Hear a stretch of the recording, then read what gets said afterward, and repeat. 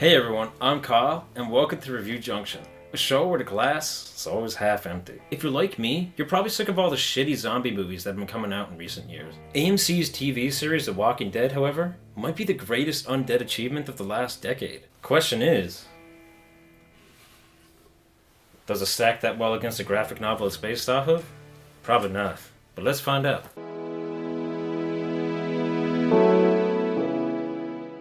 The Walking Dead tells the story of Rick Grimes and his goal to survive a zombie apocalypse that has practically made humanity an endangered species. Along the way, Rick tries to help his son cope with the new world by protecting him from the walkers and the dangerous humans who want them dead. One advantage The Walking Dead has over other depictions of on-screen zombies is length. As a TV series, it has plenty of time to develop its characters, time that movies just can't spare.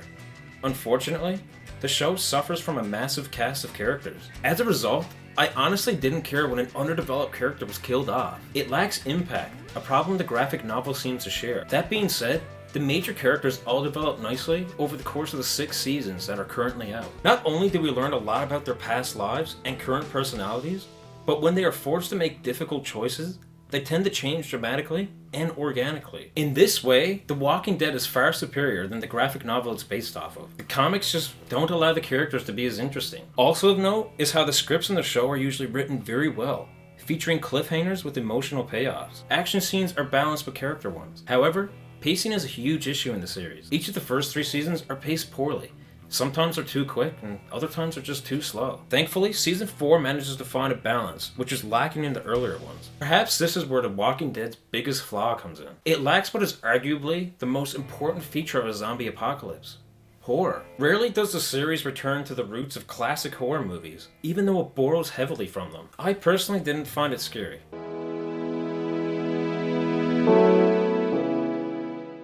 Okay, The Walking Dead's cast is fucking massive, so I need to focus on only the most notable actors. To start with, Andrew Lincoln plays Rick Grimes. At first, I thought this guy was trying too hard to be exactly like the Rick from the comics.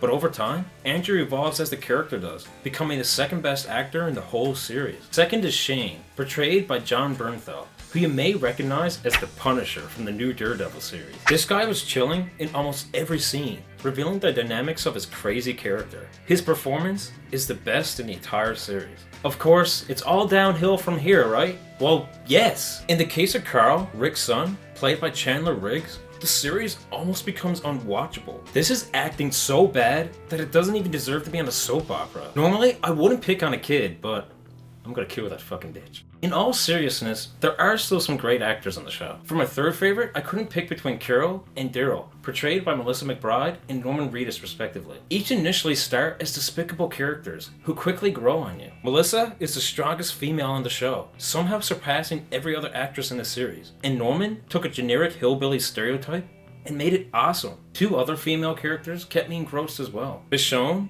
played by Danai Gurira, and Maggie, played by Lauren Cohan. I rarely become that attached to female characters in TV shows, but in addition to Carol, these ladies aren't only the best in The Walking Dead, but some of the best in any series. Not to mention that when you take the cast and give them much stronger dialogue than the graphic novel offers, it makes the experience of watching them all the more entertaining.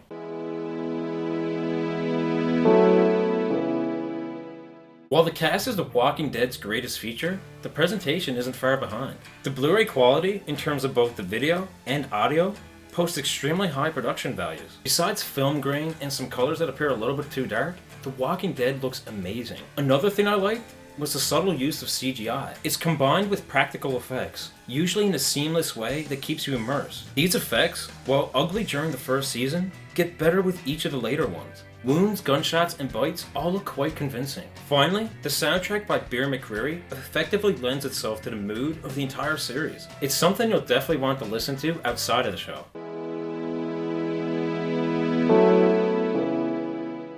So much for glass half empty, but can you blame me? That's just how great this series is. Yes, the series contributes to features of dominant culture, such as insulting gender roles, and a white-centric cast with little focus on minorities. And yes, there are many plot holes and uninspired plot devices used in every season. But The Walking Dead still manages to be amazing despite its flaws, easily surpassing the comic in which it's based off of. The Walking Dead gets a 7.5 out of 10. So thanks for watching, guys. Which do you think is better, the graphic novel or the TV series? And also, what are your thoughts on Fear the Walking Dead? Because I'm eager to find out. Let me know in the comments below.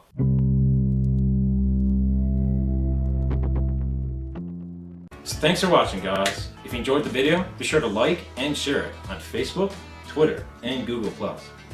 All the links for those can be found in the description below. Also, don't forget to subscribe by hitting that big button over there. And while you're at it, why not click that email checkbox so that our videos don't get buried with all the other channels you're subscribed to. I'm Zack. And I'm Kyle. And we're Battlefront Productions. Really? You mean the subscribe button bigger than us? Well, it is prettier than us.